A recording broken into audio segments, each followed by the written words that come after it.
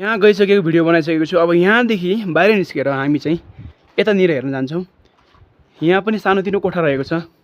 सानोतिनो भन्न मिल्दैन, निकै नै ठुलो छ, तर निकै अँध्यारो पनि रहेछ।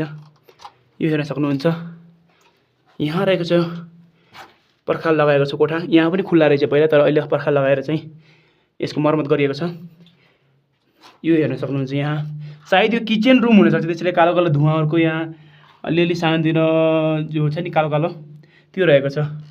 र यतातिर यो चाहिँ सुत्ने कोठा हुनसक्छ सायद।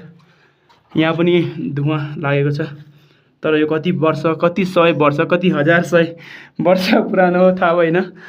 यहाँ चाहिँ यस्तो रहेको छ, धुवाँले गर्दा कालो कालो। यो रहेको छ अर्को कोठा। अर्को कोठा भनौँ सायद। अघिको त्यहाँ एउटा कोठा, यो चाहिँ अर्को कोठा। अनि यता रहेको छ अर्को सानो